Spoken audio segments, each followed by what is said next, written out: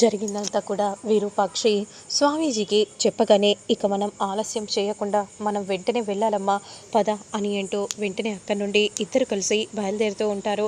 నువ్వేం కంగారు పడకమ్మా, నేను చూసుకుంటాను అని స్వామీజీ అంటూ ఉంటే ఆ భగవంతుని కూడా నేను కోరుకుంటున్నాను నా కూతురికి ఏం కాకూడదని అని అంటూ ఉంటే మరోవైపు మాత్రం శ్వేత వచ్చి ఇదిగో రూపా, ఇందులో సంతకం చేస్తే మా డాడ్ మాకు కావలసిన ఏర్పాట్లు అలాగే నీకు విడాకులు ఇచ్చే ఏర్పాట్లు కూడా చేసేస్తాడు. వెంటనే దీనిపై సంతకం పెట్టు. అలాగే రాజు నువ్వు కూడా అని అనగానే రూప ఆ విడాకుల పేపర్ని అలానే బాధగా దీనంగా చూస్తూ ఉంటుంది.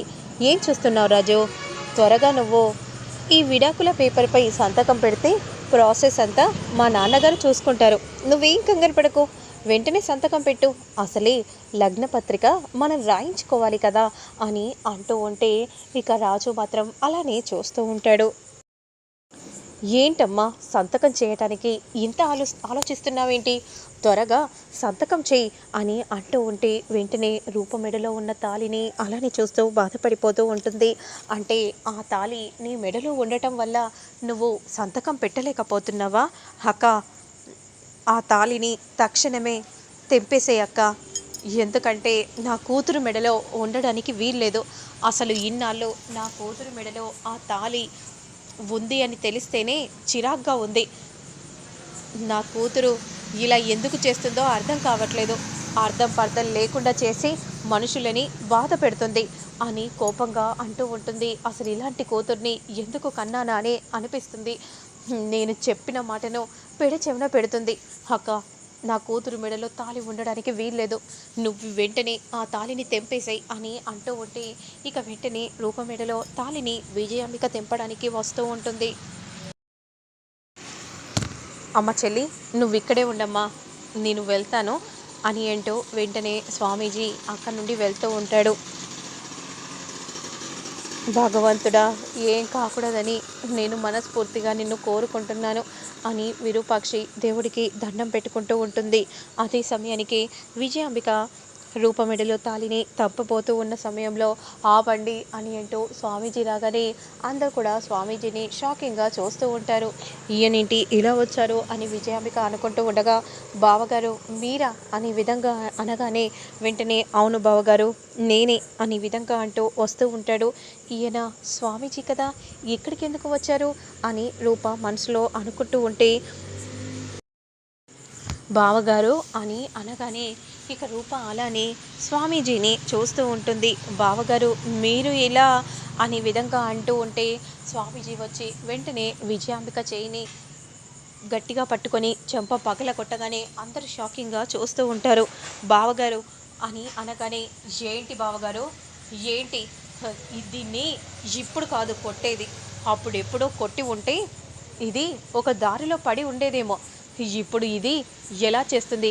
అయినా నీకేం హక్కు ఉందని నువ్వు ఇదంతా మాట్లాడుతున్నావు? ఏంటి, నాకు హక్కు లేదా?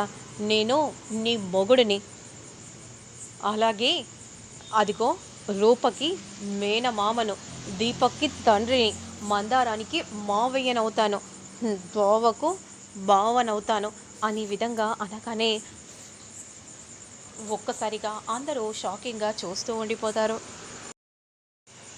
ఏంటి ఇక్కడ శుభమా అని లగ్నపత్రిక నా కూతురు కోసం పెట్టుకుంటే ఈ డిస్టర్బెన్స్ ఏంటో మాకు అర్థం కావట్లేదు.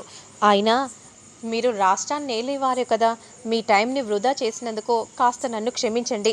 కానీ మీకు ఎక్కడ మీ కూతురికి మంచి మొగుడు దొరకలేదా? రాజునే చేసుకోవాలని ఎందుకలా పంతం పట్టుకొని ఉన్నారు? ఇక మరోవైపు మాత్రం దేవుడా, నా కూతురికి అన్యాయం జరగకూడదు అని విరూపాక్షి అంటూ ఉంటే ఏంటి బావగారు మీరు అసలు ఏం చేస్తున్నారో మీకైనా అర్థమవుతుందా? మర్యాద ఇచ్చాను కాబట్టి ఇప్పటి వరకు ఊరుకున్నాను. ఏంటి మర్యాద? అసలు మీది మర్యాదనా? సరే అయితే నీ కూతురుకో న్యాయం, ఈ విజయాంబిక దీనికో న్యాయమా? ఈయనేంటి నా పేరు తీస్తున్నాడో అని అనుకుంటూ కోపంగా చూస్తూ ఉంటే ఎందుకు బావగారు అలా మాట్లాడుతున్నారు? అవును, ఎలాగో నేను దాన్ని వదిలేశాను కదా, మరి నేను వదిలేసి ఉన్నాను. నీ అక్క మెడలో తాళి ఎలా ఉంటుంది? ఉండకూడదు కదా. మరి నీ కూతురి మెడలో భర్త ఉండగానే తాళిని తీయాలని అనుకున్నావు. మరి నీ అక్క కోరు నీ కూతురు కోలురా చెప్పు బావగారు అని అంటూ ఉంటే సూర్యప్రతాప్ ఏం మాట్లాడాలో అర్థం కాక మౌనంగా చూస్తూ ఉంటాడు. అయినా అవన్నీ నాకు తెలీదు బావగారు. ఎందుకంటే నా కూతురి విషయంలో మీకు మాట్లాడే హక్కు లేదు అనే విధంగా అనగానే ఇక అలానే షాకింగ్గా చూస్తూ ఉంటే మరి నాకు మాట్లాడే హక్కు ఉందా అనే విధంగా అంటూ విరూపాక్షి రాగానే ఇక అందరూ షాకింగ్గా అలానే చూస్తూ ఉండిపోతారు.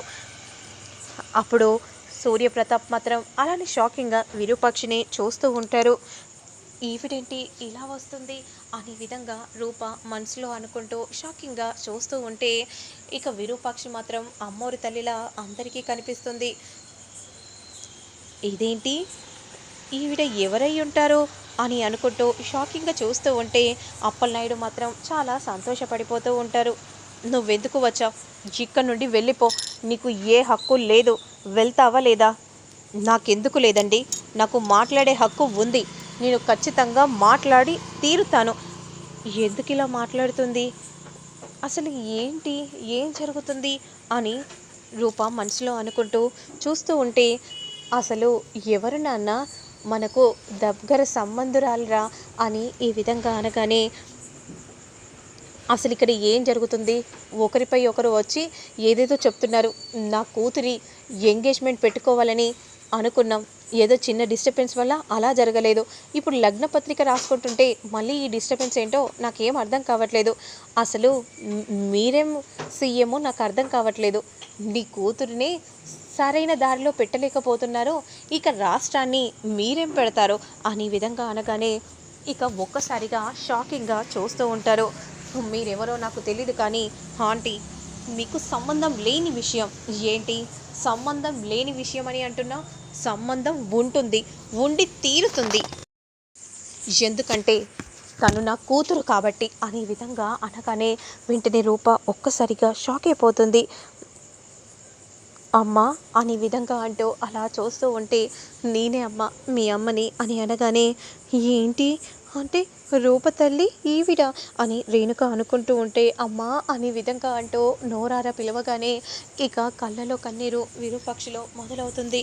ఇక అదంతా కూడా రాజు తలుచుకొని ఈవిడ గారే కదా మా పెళ్ళి జరిపించాలని చూశారు అని అనుకుంటూ అంటే నాన్న అమ్మాయి గారికి తల్ల అవునరా అనే విధంగా అనగానే రాజు కూడా చాలా సంతోషపడిపోతూ ఉంటారు. అయినా ఏంటి చూస్తున్నాను కదా అని ఓవర్ యాక్షన్ చేస్తున్నావు? నీ కూతురు కాదు నా కూతురు. ఏంటి బావగారు ఏం మాట్లాడుతున్నారు? మీ కూతురా? నవమాసాలు పెంచి బిడ్డను కనాలి, పెంచి పెద్ద చేయాలనుకుంటే మీ కూతురు అవుతుందా? అసలు మీరు ఏం మాట్లాడుతున్నారు? మీరు ఏం మాట్లాడుతున్నారో మీకైనా అర్థమవుతుందా? ప్రకృతికి విరుద్ధంగా మాట్లాడటం సరికాదు బావగారు అని అంటూ ఉంటే ఇక రూప మాత్రం పరిగెత్తుకుంటూ వెళ్ళి విరూపాక్షిని గట్టిగా పట్టుకోబోతూ ఉండగా రూప అని అనగానే ఆగిపోతుంది.